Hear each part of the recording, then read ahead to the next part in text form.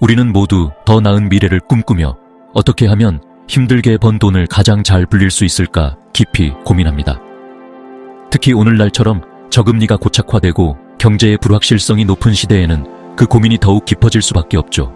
그리고 우리는 중요한 재정적 선택의 기로에 서게 됩니다. 익숙하고 안전해 보이는 길, 바로 원화로 저축하는 길을 계속 걸어야 할까요? 아니면 조금은 낯설지만 새로운 가능성을 품은 길, 미국 달러 자산에 투자를 시작해야 할까요? 겉으로 보기에는 두 방법 모두 미래를 위해 돈을 모으는 행위이기에 비슷해 보일 수 있습니다. 하지만 그 본질을 깊이 들여다보면 이 둘은 단순히 통화만 다른 것이 아니라 부를 쌓는 철학과 메커니즘에서 근본적으로 다른 세상입니다. 이것은 부에 대한 우리의 사고방식, 그리고 시간에 대한 우리의 관점을 재정의하는 선택의 문제입니다. 먼저 우리가 가장 익숙한 원화 저축의 현실을 냉정하게 살펴보겠습니다. 통장에 찍히는 장호가 꾸준히 늘어나는 것을 보면 마음의 안정을 느낍니다. 하지만 안타깝게도 이 안정감은 종종 착각일 수 있습니다. 부의 진짜 척도는 통장 속 숫자의 크기가 아니라 그 돈으로 무엇을 살 수 있는가, 즉 구매력에 있기 때문입니다. 당신의 진짜 수익, 즉 실질 수익률은 간단한 공식으로 계산됩니다. 은행이 주는 이자율에서 물가 상승률, 즉 인플레이션을 빼고 이자, 소득에 대한 세금까지 제해야 합니다. 예를 들어 보겠습니다. 만약 당신의 예금 이자가 연 2%라고 가정해봅시다. 그런데 그 해의 물가 상승률이 3%라면 당신의 돈은 이자가 붙었음에도 불구하고 실질적으로는 1%의 구매력을 잃게 됩니다.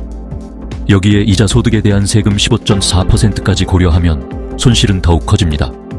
2%의 이자에서 세금을 제하면 실제 손에 쥐는 이자는 약 1.69%에 불과합니다. 3%의 인플레이션을 감안하면 당신의 자산은 사실상 매년 1.3%씩 줄어들고 있는 셈입니다. 인플레이션은 이렇게 조용하지만 무자비하게 당신의 구매력을 잠식합니다. 저축은 명목상으로는 성장하는 것처럼 보이지만 현실적으로는 그 가치가 줄어들고 있습니다. 이것이 바로 대부분의 사람들이 깨닫지 못한 차에 지고 있는 조용한 전쟁입니다. 물론 모든 저축이 나쁘다는 의미는 아닙니다. 갑작스러운 실직이나 질병 등 예상치 못한 상황에 대비하기 위한 비상자금은 반드시 필요합니다. 이 돈의 목적은 수익률이 아니라 유동성과 안전이기 때문입니다. 하지만 비상자금을 넘어서는 장기적인 부의 축적 수단으로는 한계가 명확합니다. 그것은 마치 유능한 직원을 아무 일도 시키지 않고 놀게 두는 것처럼 당신의 자본이 잠자고 있기 때문입니다. 이제 달러 투자가 왜 강력한 대안이 될 수 있는지 그 이유를 살펴보겠습니다. 여기서 말하는 달러 투자란 단순히 미국 달러 현금을 보유하는 것을 의미하지 않습니다. S&P 500과 같은 미국 대표 주가, 지수를 추종하는 인덱스 펀드를 통해 세계에서 가장 혁신적이고 지배적인 기업들의 소유권을 갖게 되는 것을 의미합니다. 우리가 매일 사용하는 스마트폰, 검색 엔진, 소프트웨어, 소비재를 만드는 글로벌 기업들의 성장에 함께 참여하는 것입니다. 달러는 세계 경제의 생명선이며 당신의 자본을 강력한 미국 경제의 성장 엔진에 직접 연결하는 통로가 됩니다. 이 기업들은 이익의 일부를 배당금으로 주주에게 돌려줍니다. 그리고 이 배당금을 다시 투자하면 당신의 주식수는 저절로 늘어납니다. 늘어난 주식은 다음 분기에 더 많은 배당을 낳고 그 배당이 다시 더 많은 주식을 사는 복리의 선순환이 시작됩니다.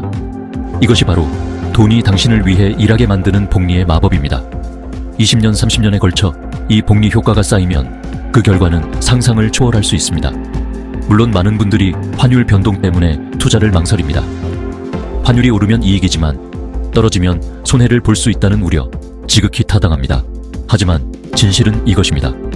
단기적인 환율의 움직임을 예측하는 것은 세계 최고의 전문가들에게도 거의 불가능한 영역입니다.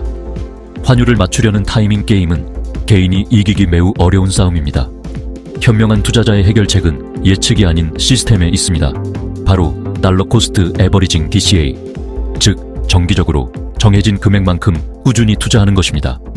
이 전략은 환율이 높을 때는 적은 수의 주식을, 환율이 낮을 때는 더 많은 수의 주식을 매입하게 하여 장기적으로 평균 매입 단가를 낮추는 효과를 가져옵니다.